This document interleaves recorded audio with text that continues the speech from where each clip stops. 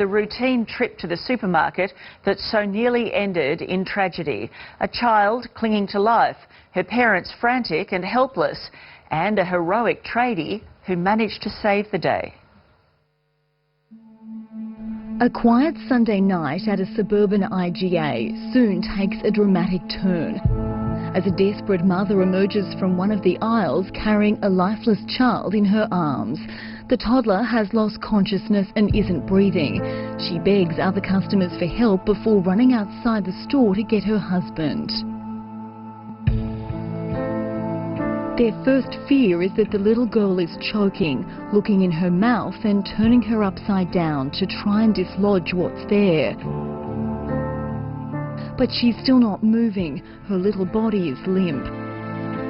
As staff call for an ambulance, her father, dressed in red, runs into the supermarket. He's confronted with his daughter's lifeless body. Distraught and helpless, confronted by every father's fear of not knowing how to save his child.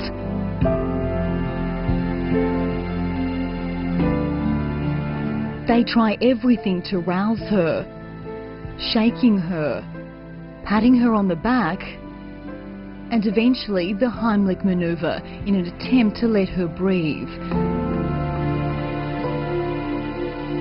As a crowd of bystanders watch on, the frustrated father thinks he's lost his little girl.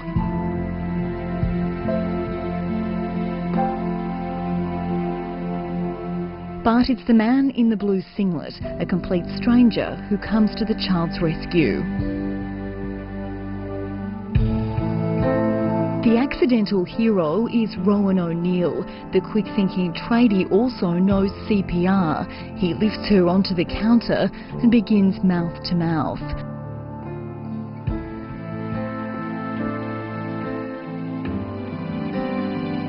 As her father paces the floor, those looking on are anxiously awaiting any sign of life. After 90 long seconds, the little girl opens her eyes. She's alive.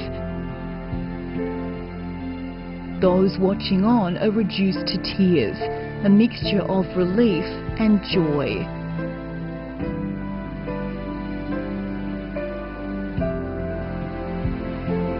Her father embracing the man who saved his daughter's life.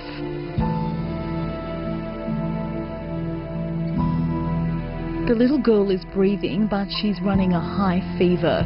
Bystanders trying to keep her cool as they wait for an ambulance to arrive. Pats on the back for Rowan the tradie. He's now being labelled a hero. I thought that she was going to die on me, yeah.